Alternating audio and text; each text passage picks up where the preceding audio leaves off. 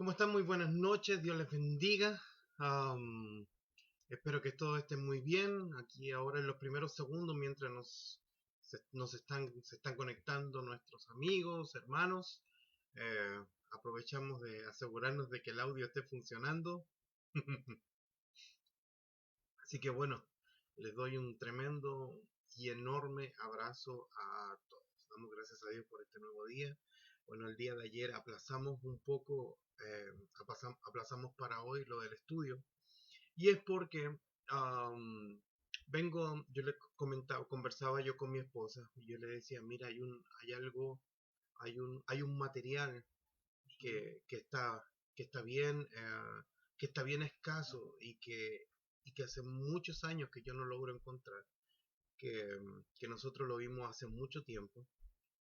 Es un documental que, que habla del efecto de lo que es el efecto de lo que es el cristianismo en diferentes tipos de comunidades. Mire, ayer yo estaba repasando unas partes de un libro de una persona que estaba siendo muy usada por Dios y es muy conocida ahora acá en San Antonio, que se llama Paco García, que es un libro que habla acerca de los siete montes. Quizá usted escuchó hablar, o no sé si habrá escuchado mencionar ese título, Los Siete Montes. Los Siete Montes, bueno, obviamente aparece en el libro de los Hechos, también hace referencia a lugares estratégicos que también la Biblia menciona, lugares de altura, pero principalmente para hacerle un poco más breve esto, eh, tiene que ver con áreas de influencia en donde la iglesia debiera ser capaz de alcanzar y de llegar. Ah, la mayoría de ustedes sabe que yo soy chileno, la mayoría sabe que soy chileno y allá en nuestro país, en Chile, se organiza, o durante mucho tiempo se organizó algo que se le llamaba Marcha para Jesús. Eso comenzó por ahí porque año 95, más o menos, sí, 95, 2000, algo así tiene que haber sido. Y durante muchos años seguidos se reunían al principio 100.000, 200.000, 500.000 personas. Cada vez ese movimiento fue creciendo, pero ni siquiera recuerdo exactamente por qué. Uh, Ocurrió que dejó de hacerse cada marcha cada año, se hacía en octubre de cada año. Y, pero ¿qué fue lo que ocurrió? Que cuando la iglesia dejó de salir a la calle, uh, un montón de otros grupos comenzaron a salir a la calle. Obviamente la mayoría destrozando todo. Creo que en ese tiempo hubo una revolución escolar muy fuerte, escolar y universitaria. Bueno, y después ya comenzaron a venir un montón de otras marchas relacionadas con todas estas cosas de contingencias que hoy están, de minorías sexuales, bueno, gente que reclama contra el sistema de gobierno social y bueno, todo ese todo eso que ya es habitual en casi todos los países. Y, pero pocos años después, antes de yo regresar, antes de yo venirme para acá, para Estados Unidos, um, recuerdo haber estado en una reunión en donde el obispo y otros pastores que eran los que siempre organizaron esa marcha, llegaban a esta reflexión que hubo una época en donde ellos podían ocupar las calles, ocupaban las calles y pero el día en que dejaron de ocupar las calles, el día en que dejaron de usar el mensaje, entonces ese día otras personas ocuparon ese lugar. Así también cuando yo les hablo de los siete montes, uh, hablo de áreas de influencia en donde quizá la iglesia en algún momento ha querido ser tan tan espiritual que no ha sido una influencia en áreas que son demasiado importantes. Por ejemplo, la mayoría de los grandes artistas, la mayoría de incluso de grandes pensadores que han existido en la historia, fueron creyentes, fueron cristianos. Y, y creo que, y creo que estamos en deuda nosotros con la sociedad como iglesia. Estamos en deuda como iglesia de poder volver a ser un, un grupo social, un grupo de personas, o como usted lo quiera llamar, pero influyentes en cada área, en cada área en la que funciona cada una de nuestras sociedades. Necesitamos como creyentes aprender a ser influyentes en la política. Necesitamos aprender a ser influyentes en el comercio. Necesitamos ser influyentes en, en los negocios, en las artes, en la música. Creo que nunca antes se había generado una producción tan grande de libros. Hay tanta gente que ha decidido escribir. Eso es una maravilla. Nunca antes habían habido tantas producciones musicales. Hoy incluso cada iglesia, digamos, tiene cierta capacidad o cierta infraestructura. Prácticamente casi todos hoy pueden hacer grabaciones en vivo de sus servicios. Es una cosa impresionante. Es maravilloso cómo eso ha sido capaz de crecer, y cada vez nosotros nos volvemos más influyentes. Incluso podríamos revisar un poco hacia atrás la historia, que cuando aparecieron un par de locos pastores que querían comprar radioemisoras, no sé, AM, ya era una locura, pero FM era una doble locura. O cuando empezamos a ver pastores que querían conseguir canales de televisión, estar en televisión abierta o cosas de ese tipo, era considerado una locura. Al contrario, me imagino, yo no estuve a lo mejor en lo de la radio, comenzó mucho antes, pero la gente que fue pionera en eso no era bien vista, no era bien vista. Y quienes también quisieron meterse en televisión tampoco eran bien vistos. Quienes se han metido en política tampoco han sido bien vistos por la iglesia, porque la iglesia hace una separación. Nosotros que somos la iglesia hacemos una separación muy fuerte de lo que es la vida cristiana o de lo que le llamamos vida secular. Y déjeme decirle que las dos cosas están completamente conectadas. Somos llamados por Dios para ser testigos, para ser testigos. Después de buscar muchísimo tiempo este material, espero que más de alguno de ustedes lo haya visto, porque de seguro le va a bendecir.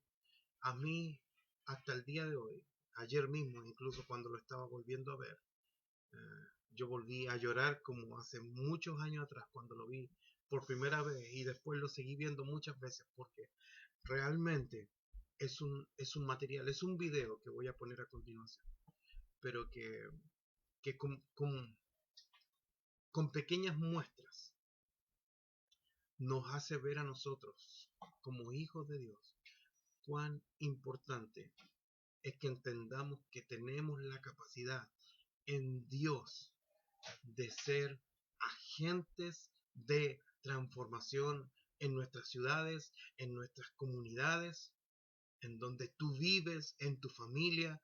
Somos llamados a ser agentes de transformación, no agentes secretos, no agentes invisibles. Somos llamados a ser agentes de transformación, agentes de transformación. Por cierto, si usted quiere, le recomiendo completamente leer este libro que se llama Los Siete Montes. Mire, a ver si es que aparece bien ahí. Los Siete Montes. Se llama Hagámoslo de nuevo. Los Siete Montes es una referencia de lo que realmente, del lugar que como iglesia nosotros tenemos que tomar dentro de nuestra sociedad. Como les dije, el Señor ya nos llamó y nos comisionó para que nosotros discipuláramos naciones. Las calles se han llenado de muerte, de queja, demasiadas cosas, es tiempo que nosotros les llenemos de esperanza. Somos llamados a ser agentes de transformación. Así que a continuación va a ver este video, espero lo vea completo. No es tan largo, pero va a ser de tremenda bendición para su vida. Y justamente el documental, porque es un documental, se llama Transformaciones, está completamente en español y bueno, como te digo, de seguro que lo vas a disfrutar. Que esté muy bien, Dios les bendiga, nos vemos al final.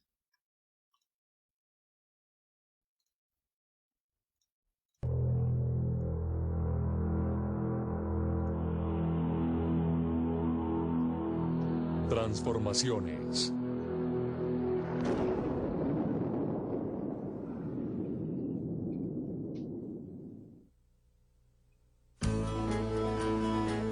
Transformación es una palabra potente, un concepto poderoso.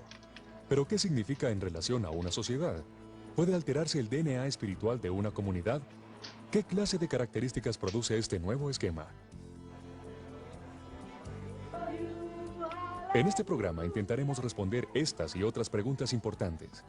Visitaremos varias comunidades cuyas calles e instituciones han sido estremecidas últimamente por el poder del Espíritu Santo. Examinaremos tanto las causas como los efectos de este impresionante fenómeno. Para llevarnos en este viaje, nos hemos unido al notable investigador George Otis Jr., un hombre que ha pasado años leyendo las señas en el camino a las transformaciones de las comunidades. Las transformaciones de las comunidades es un concepto con el que luchan muchos cristianos, pero ¿de dónde proviene esa incapacidad? Mi propia observación es que viene en gran parte de las limitaciones de nuestra propia experiencia de vida. Si le pregunta a los creyentes que si han experimentado un revivir espiritual, la mayoría dirán que sí, o que si creen que el crecimiento a gran escala de las iglesias puede darse, e invariablemente le darán ejemplos específicos, pero lo que casi nadie ha experimentado, por lo menos en el mundo occidental, es una transformación profunda y completa de su comunidad, y como resultado, nos inclinamos a creer que no se puede obtener. ¿Pero es esta una presunción válida? Quiero invitarles a viajar conmigo a 4 comunidades que han sido alteradas profundamente por el poder del Espíritu Santo. 4 comunidades que ofrecen un ejemplo brillante de lo que puede suceder cuando Dios llega a la ciudad.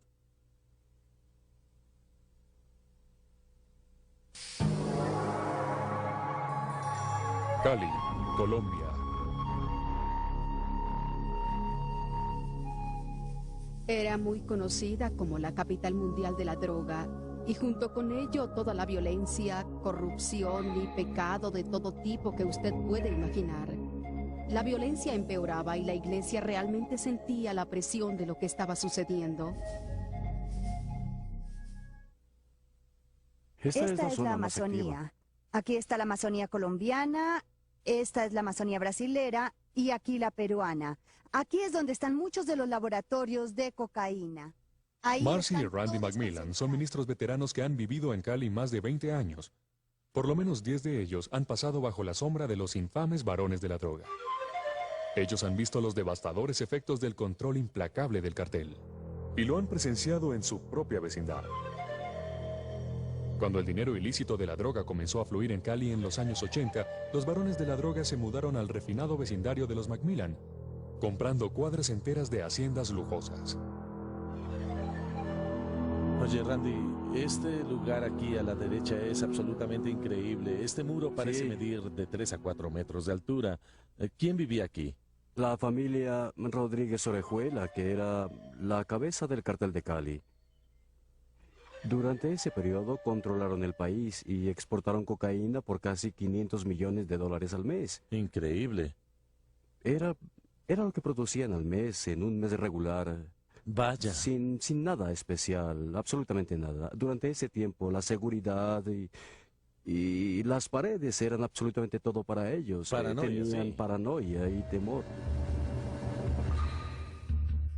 Durante años, Colombia fue el más grande exportador mundial de cocaína, enviando más de 100.000 toneladas de cocaína al año a Estados Unidos y Europa. La DEA llamó al cartel de Cali la organización criminal más grande, la más adinerada y la mejor organizada en la historia. Con millones de dólares a su disposición, su alcance era enorme, en especial en Cali. Verdaderamente controlaban la situación socioeconómica, la situación política y, en mucho, la situación religiosa. Terrible. En ese tiempo era el narcotráfico en Cali uno de los más poderosos en el mundo. Tú escuchabas que la gente se moría fácilmente. Si tú estrellabas un auto, si te salvabas y no te mataban los disparos o al conductor, era un milagro. Y se andaba con mucho temor a los lugares públicos. El narcotráfico y el que maneja este negocio, el poder de ellos tocó todas las esferas, tanto a nivel político, decisiones políticas importantes para el país se vieron manipuladas por los dineros del narcotráfico. Influencias, en todos los aspectos, tocó absolutamente todo. Esta es tan solo una de las 1,200 propiedades que ellos poseían en Cali. Y no Caminar solamente libremente por las calles que una vez presenciaron tanto terror es testimonio de los sorprendentes cambios que han llegado a Cali. Pero ¿en dónde comenzó todo? Esta historia, como todas las crónicas de transformación, está arraigada en el corazón de los intercesores, los hombres y mujeres que tuvieron oídos para escuchar lo que Dios decía. Dios nos habló para que fuéramos a Cali. Ruth Roybal y su esposo Julio llegaron a Cali en 1978. Se sintieron desolados ante la completa oscuridad que cubría la ciudad. Pero Julio estaba convencido que si la gente de Dios se unía en oración, el yugo del enemigo sería roto. Solo había un problema. Nadie quería hacer eso. En realidad, no había unión entre las iglesias. Usted hacía lo suyo y yo le decía que Dios le bendiga, hermano, que tenga un tiempo maravilloso en su iglesia, pero esta es mi iglesia y esto es lo que yo hago. En cuanto a la asociación de pastores, es que la asociación se reducía a ser una caja de cartón vieja con 20 o 50 folios viejos. Después de un desacuerdo, Julio se retiró de la ya debilitada asociación de pastores. Pero entonces se percató que estaba contribuyendo a la desunión. Dios le habló y le dijo, no tienes derecho a estar ofendido. Tienes que perdonar.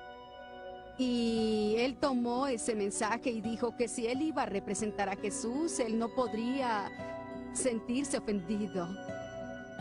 Julio regresó donde los pastores y les rogó que le perdonaran. Ellos no podían darse el lujo de continuar en desunión. No cuando la ciudad enfrentaba semejantes retos. Nos preguntábamos qué esperanza teníamos. Había tantas organizaciones internacionales, además de todas las autoridades colombianas luchando contra el cartel de Cali y nada había sucedido. Como estábamos preocupados, nosotros comenzamos a orar por esto, pidiendo a Dios que nos mostrara cómo orar. Y Él nos llevó a comprender nuestras raíces espirituales.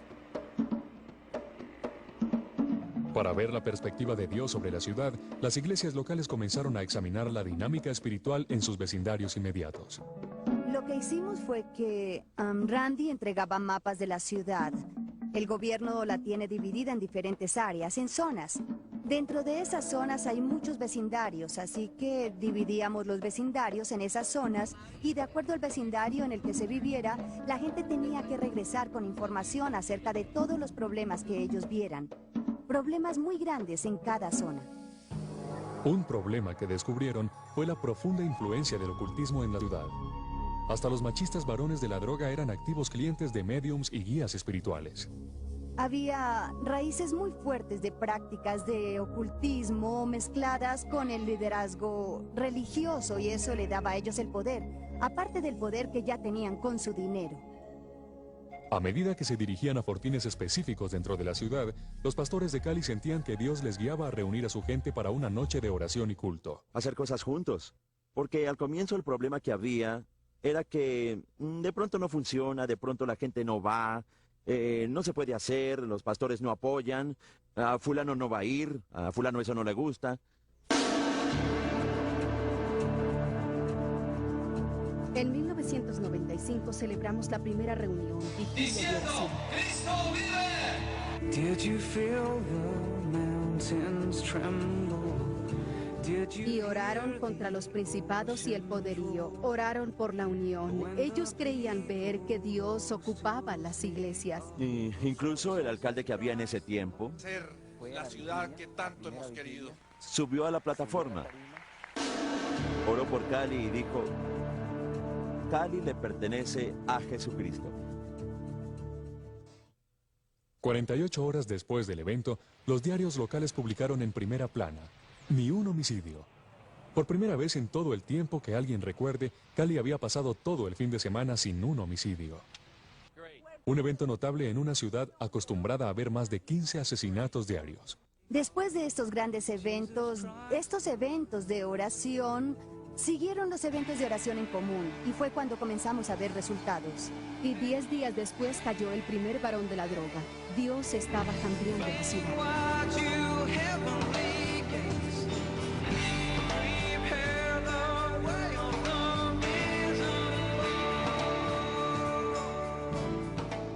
Animados por el impulso espiritual generado por la primera vigilia de oración, los líderes de las iglesias decidieron alquilar la instalación más grande de la ciudad, el Estadio de Fútbol Pascual Guerrero, con capacidad para 55,000 personas. Su fe fue ampliamente recompensada con más de 60,000 creyentes que asistieron para orar sin importar todas las denominaciones.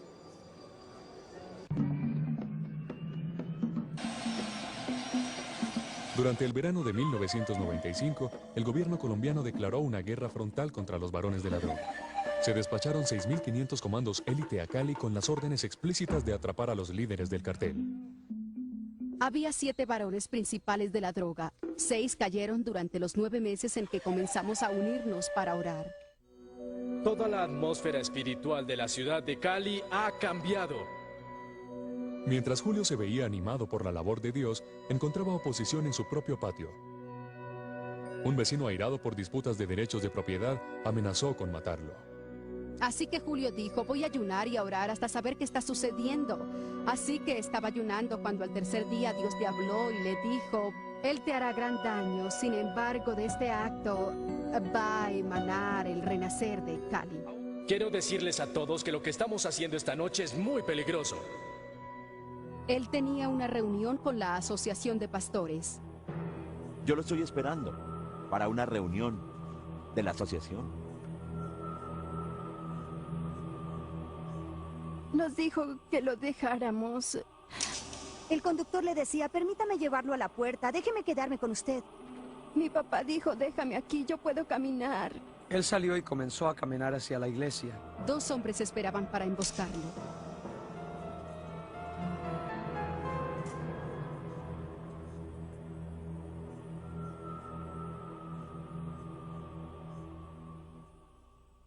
Fue la última vez que lo vi.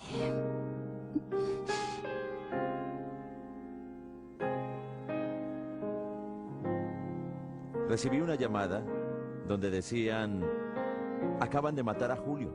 Yo dije: no, ¿cómo van a matar a un pastor?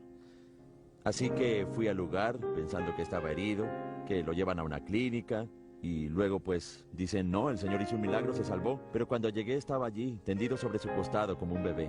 Julio, el ruidoso, el activo, el hombre que no podía permanecer sentado, estaba tendido allí como un bebé. La primera vez que me dijeron acerca de ello entré en shock. Uno no puede creer que ha sucedido.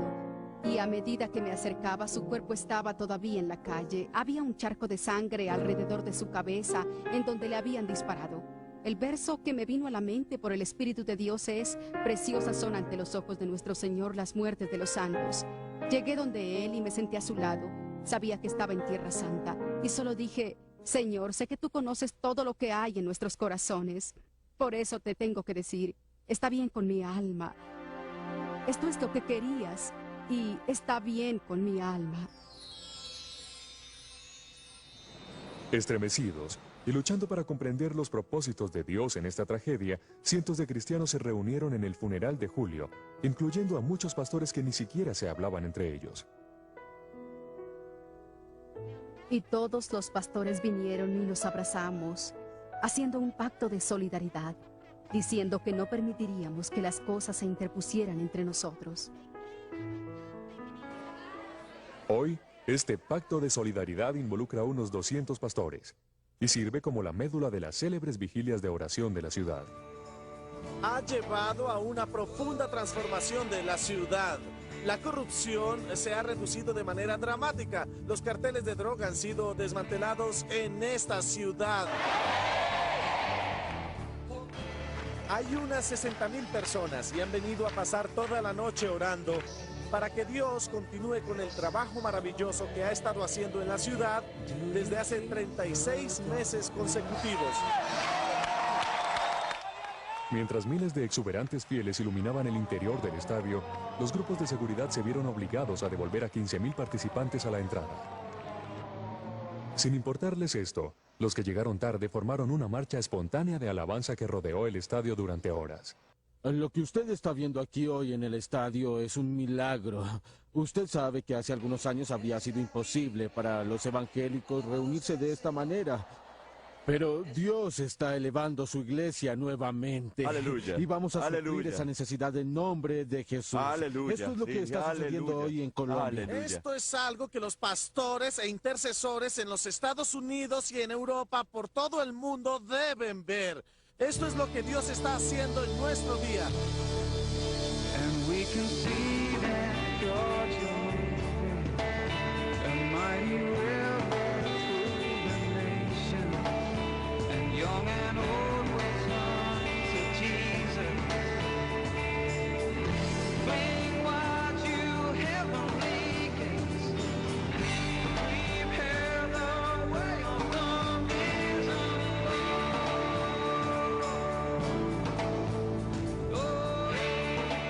A medida que el reino de Dios ha descendido sobre Cali, muchos ciudadanos prominentes han entrado en relación con Cristo.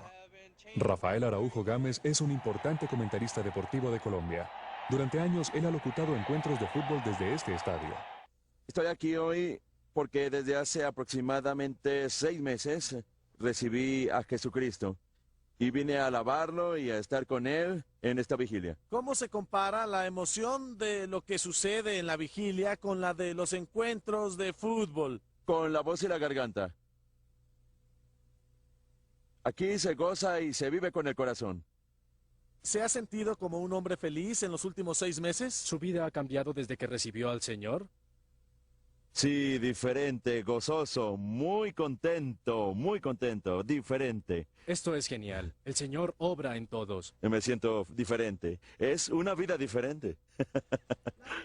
Mario Jinete es un abogado prominente y un conferencista motivacional cuyos programas de radio son escuchados por toda América Latina. Después de buscar paz en varias organizaciones de nueva era y autoayuda, finalmente la encontró en Cristo. Yo creo que definitivamente, aunque soy un bebé espiritual, la respuesta está aquí en la Biblia. Y yo siento que perdí 41 años, pero también sé que hay un plan de Dios y que Dios me tiene que tener a mí para cosas grandes. A su servicio. La nueva pasión de Mario es aprender los caminos del Señor y servirle a través de los medios. Es como yo quiero. Está bien, Padre Celestial, que sea así. Es como tú quieres. Y va a ser como tú quieres. Pero úsame. Yo quiero servirte. De repente las personas que no han sido salvadas están viniendo al lugar. Oye, ¿qué tenemos aquí? ¿A dónde vamos? ¿Qué esperanza hay? Aquí hay corrupción, hay fraude. En cada lugar hacia donde miro llego a una calle sin salida y de repente están diciendo, tiene que haber una respuesta, debe existir una respuesta. Y al combinar eso con un dicho de la iglesia, hay una respuesta, lo que resulta es una explosión. Hasta los oficiales de la ciudad reconocen los efectos positivos del Evangelio. Los oficiales del gobierno le decían al presidente de la Asociación de Pastores, escuche, nosotros necesitamos más de ustedes en el gobierno, necesitamos gente honesta como ustedes. Y el alcalde les dijo, no puedo cobrarles por utilizar el estadio, porque ustedes nos hacen un favor. Así que ahora miran a la iglesia como algo que realmente trae cosas buenas.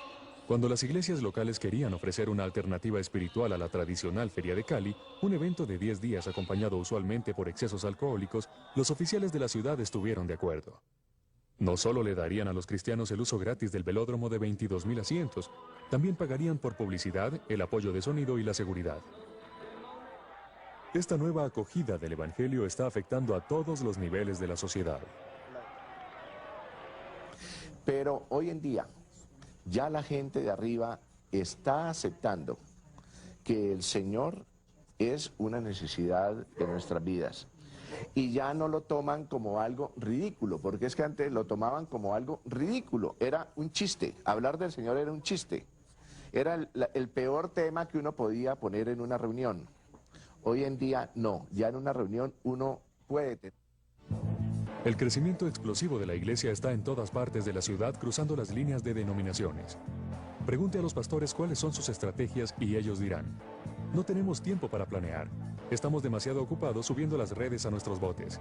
Y los números están creciendo. Una iglesia alberga a más de 35,000 personas.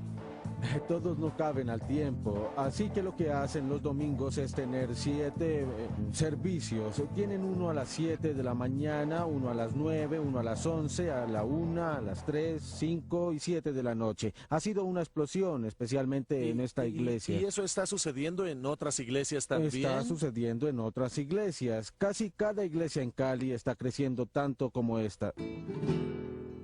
Hay hambre por Dios en todas partes. Me refiero a que se puede hablar con cualquiera en cualquier parte de esto. Los líderes de la iglesia creen que esa hambre espiritual es resultado directo de su solidaridad y oración ferviente. Es un proceso que continúa con el arrepentimiento y la reconciliación, derribando las barreras al evangelismo. Creo que ahora la iglesia está muy unida y que no es solamente toda esa problemática la que está empezando a hacer que la gente se esté acercando a Dios, sino que es Dios mismo actuando en la ciudad.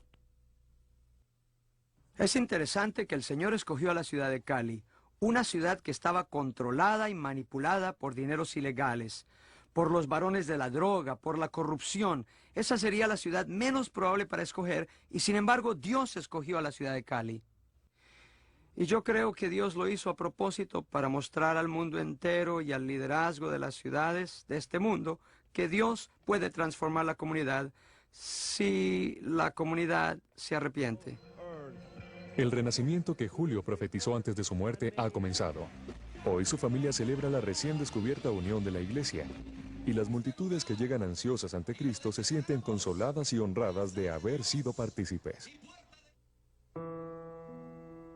Nos dimos cuenta que Dios nos había confiado con la tarea más grande que cualquiera podía hacer, y eso era darle un mártir muy cercano a Jesucristo.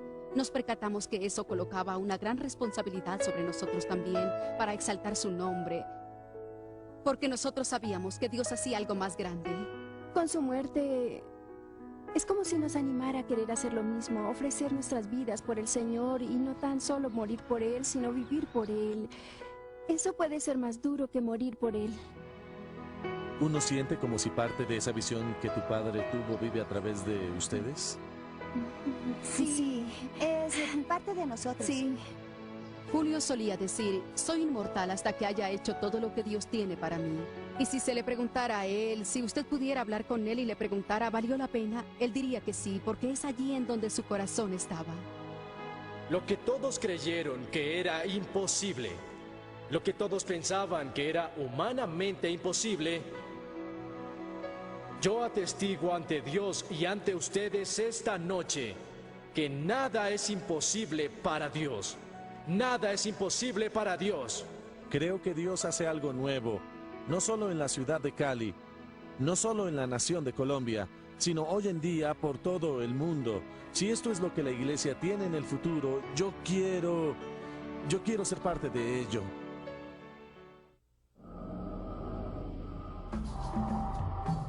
Kiambu, Kenia. Kiambu era una población que tenía una historia muy mala. De hecho, tenía la peor historia en nuestro país. Era muy conocida en términos de asesinato, violación y violencia. La población no estaba creciendo. Debido a la mala reputación de la población, nadie quería ir allí.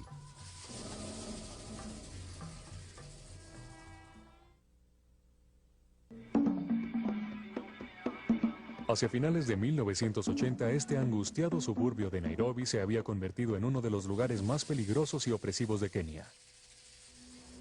Los bares y sitios ilícitos superaban en número a las iglesias y a los almacenes. Alimentado por un río de alcohol, el promedio de crímenes en Kiambu se elevó hasta ser el peor de la nación. Nadie, en especial las mujeres, se atrevían a salir en la noche. Los trabajadores oficiales sobornaban rutinariamente para no ser enviados a Kiambu. Después de años de esfuerzo en esta población de 65,000 habitantes, ninguna iglesia había podido crecer más allá de unas cuantas docenas de miembros. Como lo dijo un cansado pastor, aquí enseñamos el evangelio, pero la gente no se salva. El Señor me habló, y a mi esposa, en 1988, y nos dijo que viniéramos a Kiambú y que construyéramos su iglesia. Los ministros itinerantes, Thomas y Margaret Murphy, no estaban exactamente entusiasmados cuando Dios los llamó a la ciudad de Kiambú. Ellos sabían que construir una iglesia en este notorio cementerio de ministerios no sería fácil. De hecho, sus ministros colegas en Nairobi pensaron que toda la idea era loca y no dudaron en decirlo así. Pero los Murphy se dieron cuenta que para tener éxito solo necesitarían identificar y confrontar la fuente de la opresión espiritual en Kiambú. Encontramos que la Biblia dice en Efesios 6:12, no luchamos contra carne y sangre, sino contra poderes, principados. Así que nuestros problemas no eran la gente en la población. Nuestro problema era lo que el demonio le hacía a la gente. ¿Por qué los mantiene de esta manera? Durante 6 meses, los Murphy se comprometieron a la oración ferviente y a la investigación diligente. Así que le pedimos a Dios cuál es la raíz de la causa. Oramos, ayunamos, y el Señor nos mostró un espíritu de brujería que se paseaba por el lugar. Ellos descubrieron que muchas de las cosas que sucedían en Kiambú estaban ligadas a una poderosa mujer llamada Mama Jane. Aunque fingía ser cristiana y hasta llamaba a su casa de adivinación Clínica Emanuel, su negocio era la brujería pura. La clientela de Mama Jane incluía a los principales hombres de negocios y a los políticos de la ciudad que venían a que les predijera su fortuna. Percatándose de que Kiambú estaba en las manos de fuerzas poderosas y malévolas, los Murphy comenzaron a presionar a Dios. Al final de 6 meses, recibimos la seguridad en nuestros espíritus de que el poder espiritual sobre la ciudad había terminado.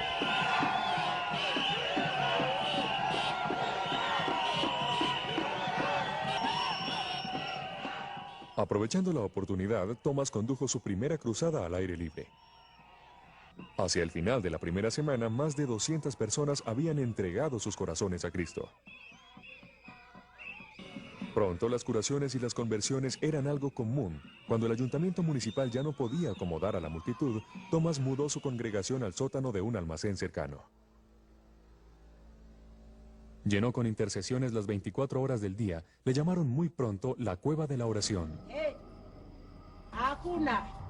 Angustiada por estos acontecimientos, Mama Jane comenzó a contraatacar a través de la brujería dirigida.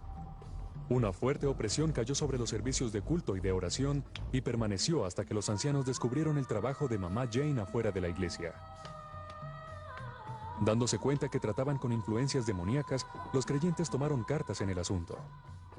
Elevamos nuestras manos una mañana y pedimos que o se salvara o dejara la ciudad.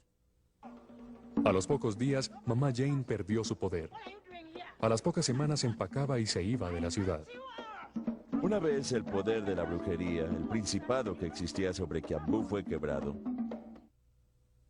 Entonces, la presencia de Dios procedió a descender sobre la ciudad. Todo el ambiente cambió. En donde una vez la gente sentía temor de salir por la noche, Kiambú ahora disfruta de uno de los promedios de crímenes más bajos en el país. Los bares locales han cerrado y se han remodelado como iglesias. La ciudad ha florecido. Hemos visto un cambio real. Y con la presencia de Dios, por supuesto, llegan muchos cambios. Favores, prosperidad. Eso es lo que vemos hoy. Ahora que Kiambú tiene un buen nombre, la gente de Nairobi se apresura a comprar casas aquí. La población ha aumentado en un 30%.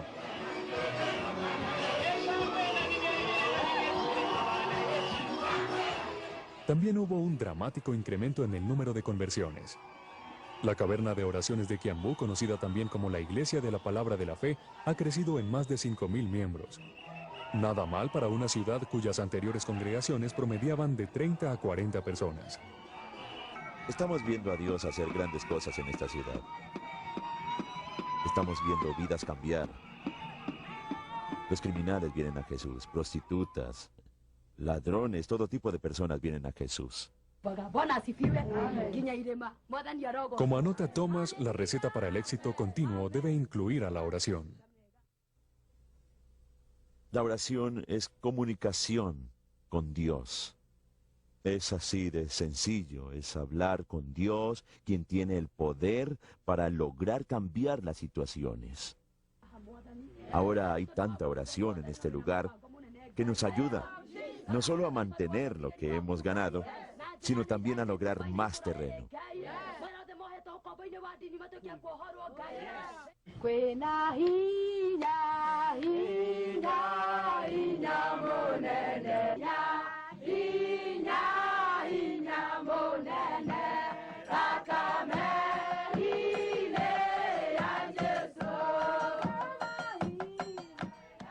Cada día más de 400 intercesores se reúnen para orar.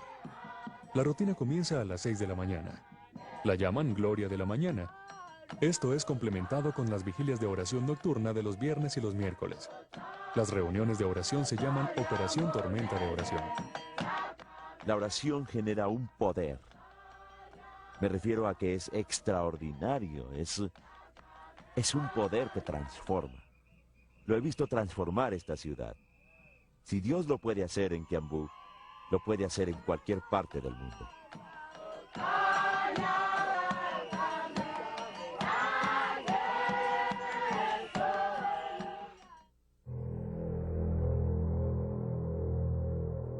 Hemet, California. Esta ciudad se encontraba en problemas serios. Había mucho satanismo, brujería. Teníamos a los Munis en el valle, a Maharishi Mahesh Yogi, instalaciones de meditación trascendental y la iglesia de Cientología. Descubrimos que éramos la capital de la manufactura de anfetaminas en la costa oeste. Había un espíritu de competencia que reinaba y gobernaba dentro, no solo de las iglesias, sino también influenciaba a los pastores a la cabeza de esas iglesias. Durante años, esta somnolienta comunidad de retiro cerca a las montañas San Jacinto era conocida como un cementerio de pastores. La gente venía al valle a vivir una vida de reposo y quería que se le dejara tranquila. Pero bajo este sereno estilo de vida había un lado más oscuro. Los problemas de la comunidad tenían una base espiritual. El valle estaba imbuido en actividad de ocultismo y sectas. Los cultos no eran el único problema. Las pandillas juveniles del vecindario azotaron el suburbio de San Jacinto por décadas. La iglesia de la Asamblea de Dios del pastor Gordon Houston está ubicada en la misma calle que es el hogar de la famosa pandilla de la calle Primera. Hay chicos cuyos padres y abuelos fueron parte de esa pandilla, así que de alguna manera esto se ha perpetuado a través de generación en generación. El peligro era tan grande alrededor de la calle Primera que la policía se negaba a ir allí sin refuerzo. Recibimos una llamada en la mitad de la noche. Eran las 2 o 3 de la madrugada. Gordon vio directamente la naturaleza destructiva de la pandilla cuando su iglesia fue atacada una noche. Y en la base, en el interior, había un gran charco de sangre. Era muy, muy grande. Y fue entonces cuando la policía nos dijo quién había roto la ventana. Era uno de los miembros de la familia de la casa justo al otro lado de la calle, quien era una parte central a la estructura de la pandilla aquí en San Jacinto. Resultó que el Valle Hemet era también un gran centro de producción de drogas. Por lo menos 9 laboratorios de metanfetaminas operaban en la zona.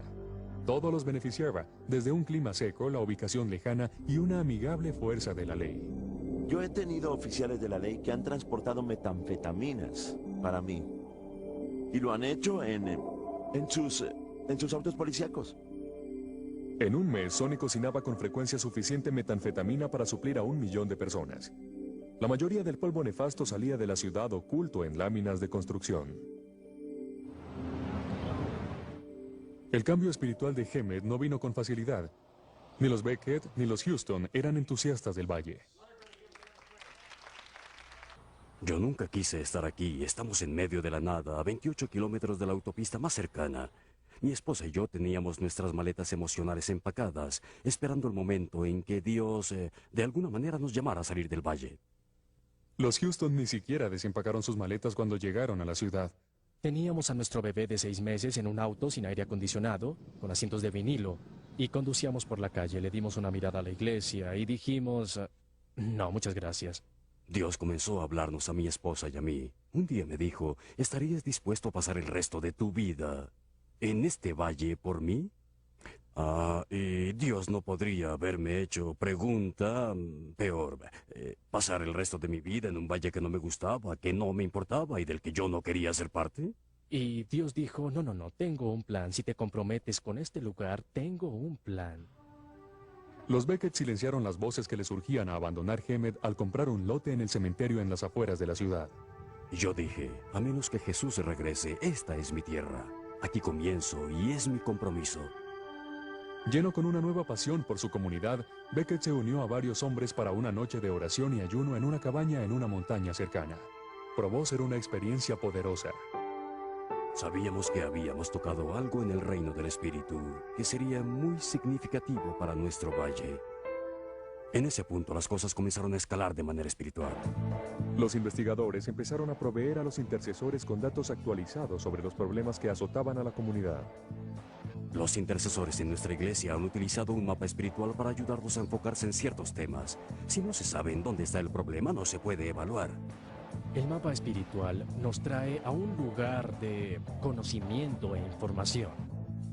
Si tengo una base de temas que sé que son fuertes en mi ciudad, entonces Dios tiene la habilidad de hablar a mi corazón para decirme, reúne a los intercesores y ve en pos de esto.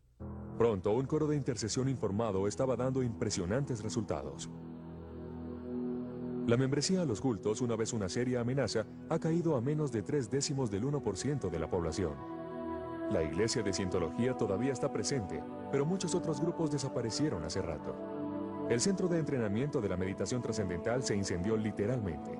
Poco después que los creyentes oraban por su retiro, un incendio forestal comenzó en las montañas en el lado occidental del valle.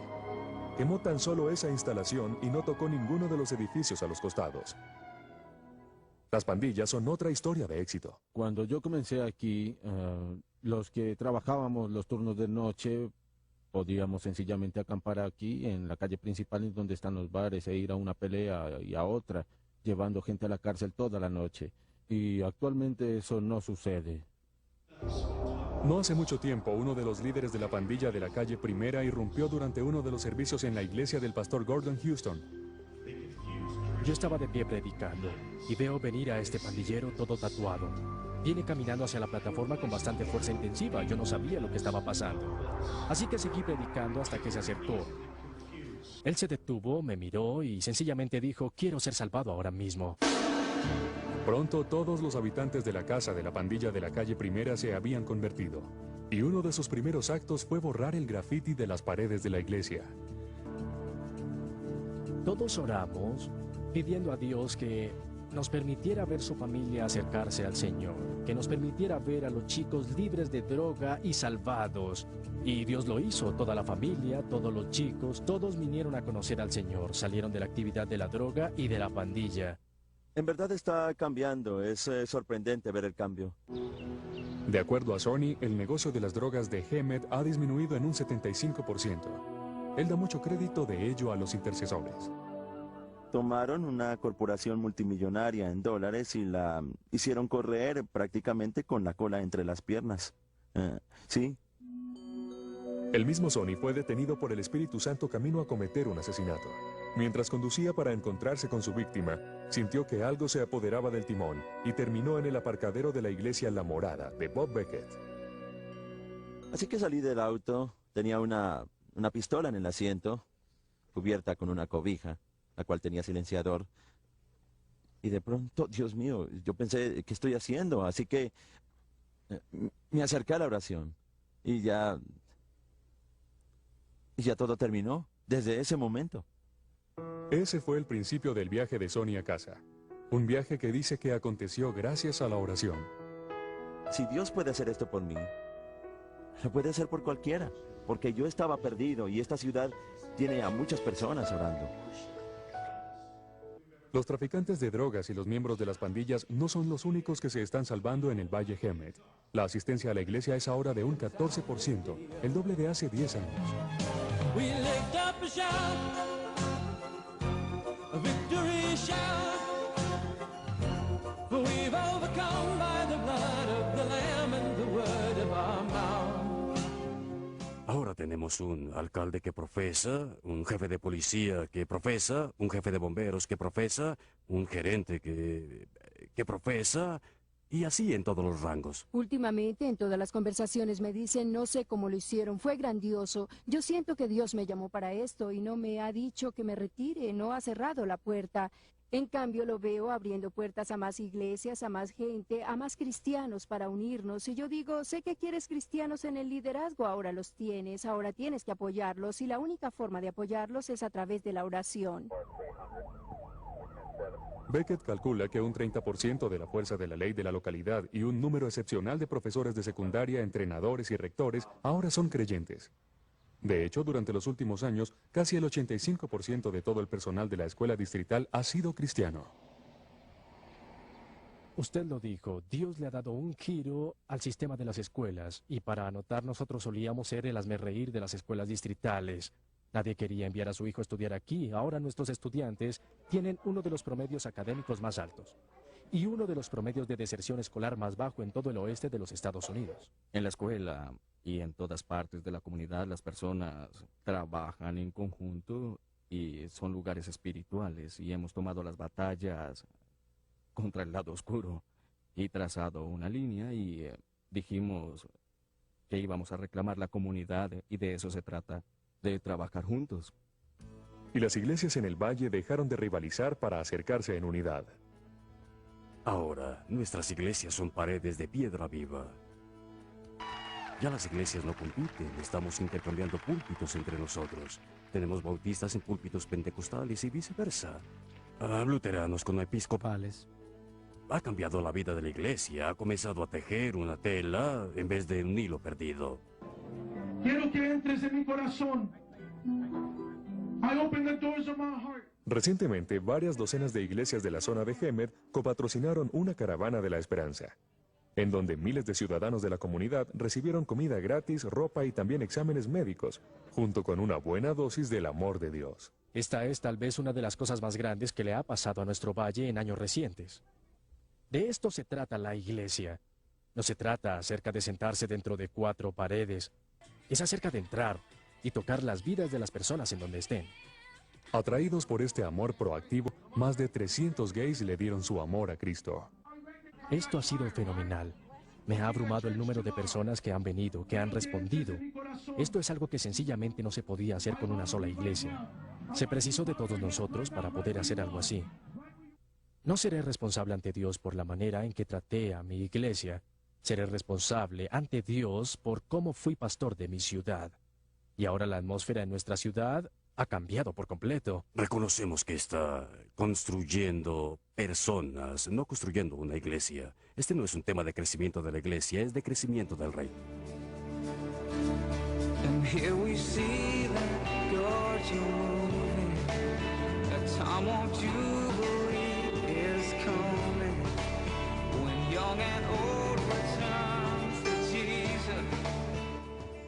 Hemet no es una ciudad perfecta y posiblemente no lo será nunca, pero Hemet está definitivamente en el proceso de la transformación. La transformación está sucediendo, no es la misma comunidad del pasado.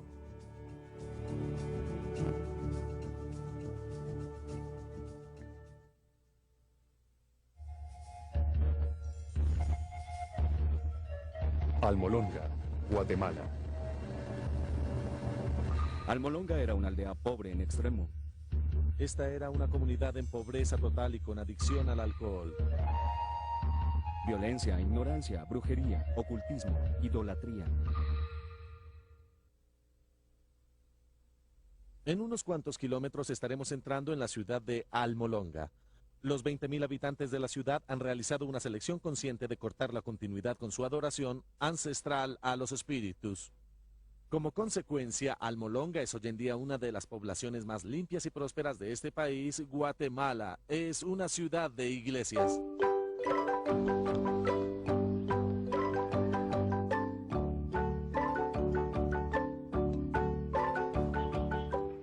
Muchos citan a Almolonga como un ejemplo mundial de transformación comunitaria. Puede que lo sea. Tanto como 8 de cada 10 de sus residentes se consideran ahora cristianos renacidos. Pero no siempre fue así. Hace tan solo 20 años, Almolonga era un lugar oscuro y peligroso. Sufría de pobreza, violencia e ignorancia, y además, el alcohol era el problema principal. Si usted hubiera ido a Almolonga hace 20 años a las 7 de la mañana, por ejemplo, y caminara por sus calles, habría encontrado muchos hombres caídos en las calles porque estaban totalmente ebrios. Había muchas cárceles porque había demasiados problemas. El jefe de la policía, Donato Santiago, recuerda que la gente siempre estaba peleando. Los oficiales construyeron 4 cárceles, pero ni siquiera así podían contener el problema. El exceso de prisioneros era enviado de manera rutinaria a una ciudad cercana. La violencia doméstica era especialmente pronunciada. Hablé con una mujer que me dijo que si no le gustaba la comida que preparaba, su esposo la golpeaba y sencillamente la arrojaba fuera de la casa. El pastor Mariano Riscaje, uno de los principales líderes del cambio espiritual de Almolonga, tiene recuerdos parecidos. Crecí en la miseria. Y no solo yo, sino también todas las personas, los que somos habitantes de Almolonga. Todos nuestros jóvenes de... En un esfuerzo por aliviar su sufrimiento, muchos de los pobladores hacían pactos con deidades folclóricas como Pascual Bailón, el Señor de la Muerte, y Maximón, un poderoso santo patrón. Maximón era el ídolo más importante en Almolonga. Cuando los españoles llegaron a Guatemala hace 500 años, encontraron que los indígenas estaban dispuestos a negociar ciertas cosas, pero que definitivamente había algo que no estaban dispuestos a negociar. Era Maximón. Era un ídolo demasiado importante para ellos. Este sincretismo creó un poderoso lazo. Aunque Maximón tomó la forma de un muñeco de madera, el espíritu detrás del ídolo sostenía un tenaz poder sobre la gente de Almolonga. Porque Maximón, si uno lo ve, es una máscara con un cuerpo de paja. Durante esos días oscuros al evangelio no le iba bien. Evangelistas extranjeros eran lanzados del pueblo con piedras o palos, mientras que pequeñas iglesias locales también eran apedreadas. Los cristianos evangélicos eran una minoría despreciada. En una ocasión, 6 hombres colocaron una pistola en la garganta de Mariano. A medida que comenzaron a apretar el gatillo, él solicitó en silencio protección al Señor. Cuando el martillo golpeó, nada sucedió.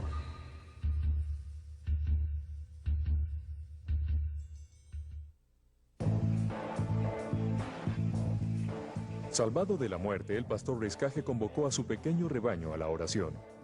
Era hora de romper el dominio de la violencia, la superstición y la pobreza. A medida que los intercesores elevaban sus peticiones hacia el cielo, se colmaron de una fe sobrenatural. Le dijimos al Señor, no es posible que nosotros seamos insignificantes. Cuando en tu palabra encuentro que hemos sido levantados para ser cabezas y no colas. La gente comenzó a ser salvada, hombres venían a la iglesia, fue una bendición tremenda, un renacimiento, así lo llamaría yo. Después que muchos signos y maravillas empezaron a suceder y muchos servicios de liberación de la opresión demoníaca, las iglesias crecieron. Is it true today that when people pray, cloudless skies will break, kings and queens will shake? Yes, it's true, and I believe it. Una sanación dramática involucró a una mujer llamada Teresa. Un procedimiento médico mal realizado había conducido al inicio de una gangrena. Sus órganos internos se descomponían. Sí, yo sentía un dolor fuerte y no podía caminar. Cada día que pasaba ella empeoraba más, así que decidimos organizarle su funeral porque ya no había esperanza para ella. La casa estaba llena de miembros de la familia y de vecinos. Todos pensábamos que ella iba a morir. El olor de la muerte se sentía en todas partes. Levántate. Yo me acerqué y le dije, Teresa, en el nombre de Jesucristo, levántate. Y dije, espíritu, vuelve a ella. Y al instante ella se levantó sin enfermedad. Yo estoy contenta, muy feliz. Ella dice que vio una luz brillante y cuando abrió los ojos vio al pastor. Después de que presenciaron el milagro, mi madre y mis hermanos se decidieron a convertirse. Con testimonios tan dramáticos, cientos comenzaron a dar su corazón a Cristo. Cuando la gente vio que el Evangelio comenzaba a cambiar vidas, comenzaron a tomar nota. La gente comenzó a sentirse más y más atraída hacia el Evangelio porque vieron la transformación en las vidas individuales. Ahora hay más de 2 docenas de iglesias evangélicas en Almolonga, una ciudad de tan solo 19,000 habitantes. La iglesia del Calvario de Mariano Riscaje acomoda a 1,200 personas y casi siempre está llena. Pero la presencia del Espíritu Santo no se mide tan solo por el crecimiento de la iglesia. Un paseo a través del activo distrito comercial de Almolonga revela el impacto de la transformación social. Las calles y los edificios son llamados por lugares bíblicos. Los extranjeros encuentran extraordinaria esta exhibición pública de fe. Mariano la ve como perfectamente natural. Entonces, ¿cómo vamos a demostrar que amamos a Dios si tenemos vergüenza? Por eso Pablo tuvo un gran respeto por los evangelios. En donde Almolonga una vez estaba llena de bares o cantinas, 36 en total, ahora hay solo 3. Y a medida que la bebida se ha detenido, también la violencia. Durante 20 años, el promedio de crímenes en la ciudad ha descendido regularmente. En 1994 cerró la última de las cárceles de Almolonga. El edificio remodelado ahora se llama Salón de Honor. Para el jefe de policía Santiago, estos son buenos tiempos. ¿Y ahora no tiene cárceles en la ciudad? No, ya no hay. No hay nada. No hay nada. Sí. ¿Por qué? ¿Porque no las necesitan ahora? No, porque no hay gente que cometa delito. Es una ciudad muy tranquila ahora, ¿no? Sí, no hay más heridos como antes.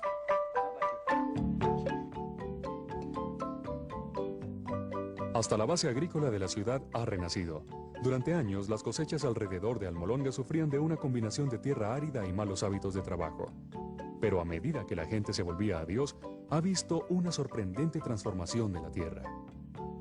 Almolonga se convirtió en un valle muy fértil. Es tan fértil y la tierra es tan buena que produce los mejores vegetales. Hay tanta producción que tenemos 3 cosechas por año. Ellos venden sus vegetales en Guatemala, al sur de México y en El Salvador. Antes del cambio espiritual, los cultivadores exportaban 4 camiones de productos al mes. Ahora salen de la ciudad 40 veces a la semana. Llamada el Jardín Vegetal de América, las cosechas de Almolonga son de proporciones bíblicas. Hay que verlas para creerlo. Las remolachas son de 4,5 libras. Una zanahoria tiene un tamaño impresionante. Es increíble. Miren, estas zanahorias son mucho más grandes que mi brazo. Yo diría que esta tierra es demasiado fértil. Intrigados por las dimensiones de estos vegetales y del aumento del 1000% en productividad agrícola, investigadores de los Estados Unidos y otros países extranjeros han venido a Almolonga a aprender el secreto. Pero la respuesta no es la que ellos esperaban. La sabiduría que Dios le ha dado a los granjeros en Almolonga produce mejores cosechas que los métodos científicos y los granjeros dan gracias a la gloria del Señor constantemente por producir un producto tan abundante. Antes, cuando yo recogía los rábanos, tomaba 60 días, pero cuando Dios vino a la ciudad solo tomó 40 y ahora con frecuencia solo toma 25. Se puede observar un paralelo entre la fe de la gente y la mejoría del suelo. Al mismo tiempo que la gente comenzó a creer en Jesucristo como Señor y Salvador, al mismo tiempo los vegetales comenzaron a crecer. Empezaron a tener preocupación de trabajar. Entonces, cuando ellos empezaron a trabajar, empezaron a tener dinero. Los granjeros pagan en efectivo por grandes camiones Mercedes y después los revisten con frases cristianas. Es maravilloso. Y es el resultado del Evangelio transformando una comunidad. La idolatría y la superstición han huido, dejando tras de sí un pueblo dedicado al culto ferviente y al trabajo honesto. El estoicismo tradicional ha dado lugar a una exuberancia sentida de corazón. Lo que se tiene son 20 iglesias evangélicas muy activas, muy militantes y muy involucradas en alabanza, culto y demás.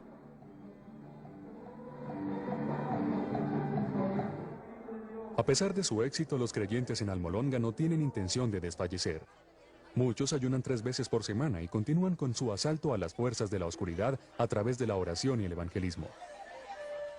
A medida que las ciudades vecinas celebran el Día de los Difuntos, la gente de Almolonga sale en masa a honrar al Dios viviente.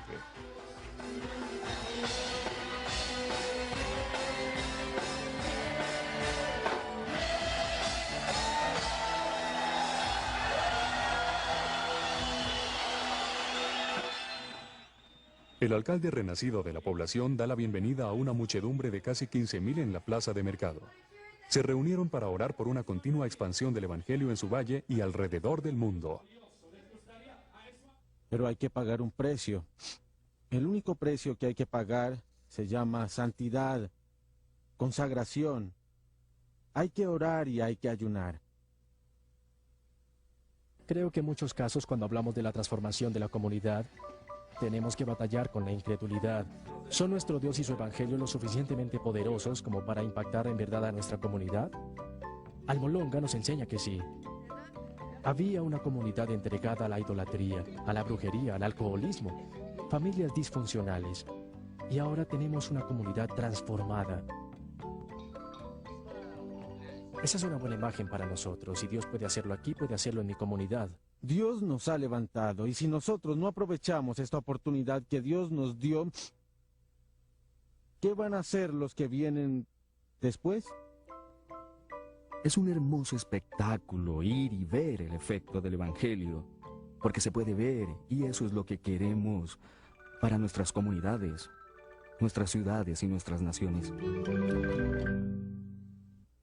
Durante la última hora hemos viajado por el sendero de la transformación de la comunidad, a través de vecindarios en 3 continentes, y a lo largo del camino nuestros ojos han festejado la labor de Dios en nuestras vidas individuales y estructuras sociales completas. Y ninguna de estas historias ha sido una aberración. Más bien, son reflexiones de una intención divina. Son la forma en que las cosas deben ser. Nuestra travesía nos ha enseñado que hay pasos que podemos y debemos tomar para posicionar nuestras comunidades para una visita del Espíritu Santo. Estas incluyen pedirle a Dios que aumente nuestro apetito por las cosas que atraen su presencia, más notablemente unidad, santidad, fe y humildad. Al mismo tiempo, debemos cultivar una cosecha de líderes perseverantes cuya visión colectiva para la comunidad es tamizada por intercesión informada y sostenible. Lo que Dios ha hecho en Cali, Quiambú, Hemet y Almolonga es en realidad glorioso, pero es tan solo un indicio de la historia que ahora aparece sobre la faz de la tierra. We lift up a shout, a victory shout. For we've overcome by the blood of the Lamb and the word of our mouth. We've declared war in the name of the Lord. We've laid down our lives that the triumph of Christ may resound in the earth. We lift up a shout, a victory shout. For we've overcome by the blood of the Lamb and the word of our mouth. We've declared war in the name of the Lord. We've laid down our lives that the triumph of Christ may resound in the earth. We've laid down our lives that the triumph of Christ may resound in the earth.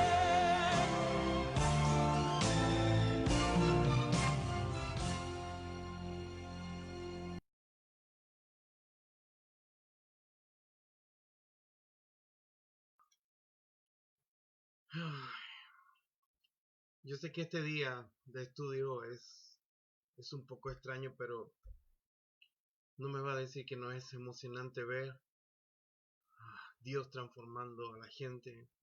No sé si ustedes, pero Yo anhelo que Dios transforme nuestros países, yo anhelo que Dios transforme nuestras ciudades, anhelo ver todo esto, lo anhelo ver en nuestra ciudad, en nuestro país. Ayer hablaba con un pastor acá en San Antonio, un pastor que trabaja en la policía, y él nos hablaba acerca de un aumento en lo que es la violencia intrafamiliar. Eso ha seguido aumentando, por supuesto, a raíz de las cuarentenas. Y creo que más que nunca en este tiempo ha salido a la luz, en donde incluso nadie es capaz de decir yo no necesito de Cristo. Este es el tiempo en donde más ha salido a la luz cuánto se necesita del Señor a nuestro alrededor. Y tú y yo tenemos que cumplir un lugar importante dentro de eso. Comienza a orar, comienza a orar. Ni siquiera quiero hablar de cuando pienso en la estadística de las personas que ni siquiera oran, ni siquiera son capaces de desarrollar una relación personal con Dios. Y si tú a lo mejor llegaste al punto en que puedes sostener eso, entonces creo que ya es tiempo que comiences a interceder, comiences a orar y le pidas a Dios, Señor, dame la oportunidad de poder resplandecer en cada lugar en donde yo esté.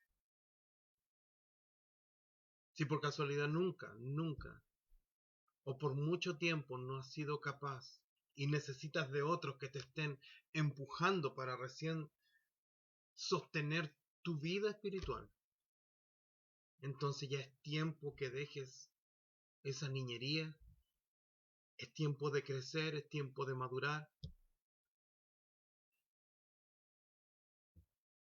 es tiempo de ya no solo abastecer tu vida espiritual, sino que tener la capacidad de poder sostener la vida de otros. Hay un reformador que se llama John Knox y que es muy conocido por una oración que él hizo. Él decía, Señor, dame Escocia si no me muero. Dame Escocia si no me muero. Yo no sé cuánto tú amas tu nación. Yo no sé cuánto amas tu ciudad. No sé cuánto amas tu familia. Pero créeme. Y espero que el sentir que hubo en este hombre también pueda despertar en ti. Pueda despertar esa pasión, ese fervor, para poder ser sal y luz, para poder ser influencia y para poder ser parte de una iglesia que lleve la transformación del Señor a todo lugar. Se están levantando muchos movimientos de adoración, movimientos de oración, movimientos de intercesión. Y tú puedes ser parte de todo eso. Hoy estamos buscando estrategias que nos ayuden a pesar de todas las restricciones que hay. ¿Cuál es la estrategia que tú estás usando? ¿Cuál es la estrategia que tú estás tomando en tus manos? ¿Qué estás haciendo tú para que tu ciudad sea transformada? Para que tu familia sea transformada, para que tu nación alcance la transformación del Señor.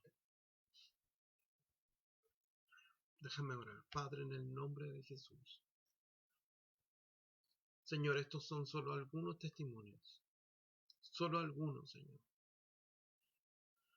Hay muchos otros que han ocurrido, pero que lamentablemente no se han sostenido en el tiempo.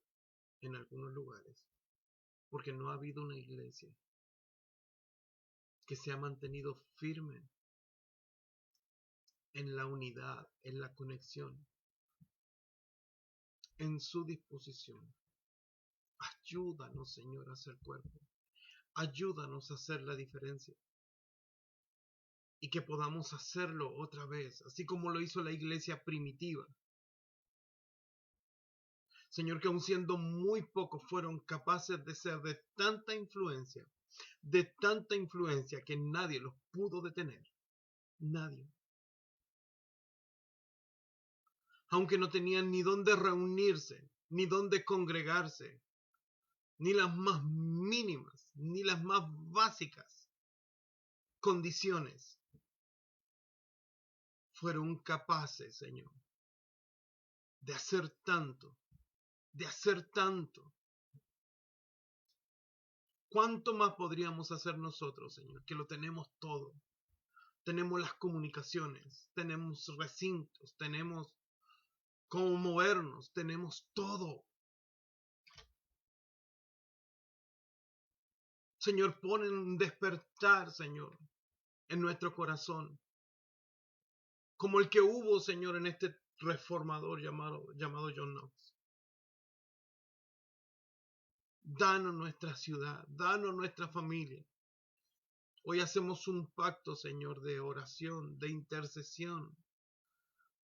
Hacemos un pacto de compromiso, Señor, de ser agentes transformadores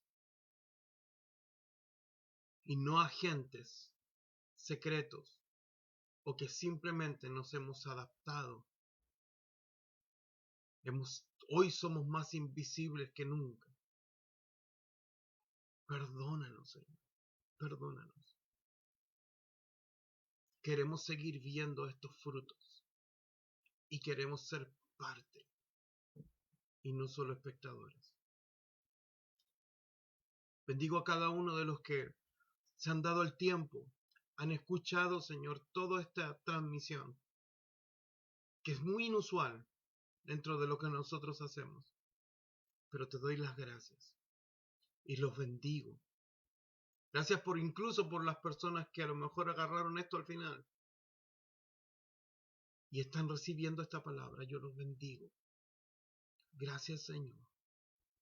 Gracias, Señor. Bendigo la nación, Señor. Bendigo las naciones.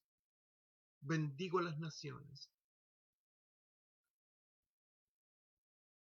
Tu palabra dice incluso, pídeme y te daré por herencia las naciones. Que sea nuestro anhelo, Señor, que las naciones estén rendidas a tus pies, sean transformados, hallen paz, puedan hallar en ti, Señor, la verdadera respuesta y salvación. Bendigo tu nombre, Señor, y te doy gracias por esta oportunidad. En el nombre de Jesús. Amén y amén. Muy buenas noches, los bendigo. Si tiene alguna consulta, si quiere conectarse con nosotros, bueno, puede hacerla a través del Facebook. Usted nos conecta y nosotros estamos dispuestos y disponibles. Ya nos conoce. Dios les bendiga. Muy buenas noches.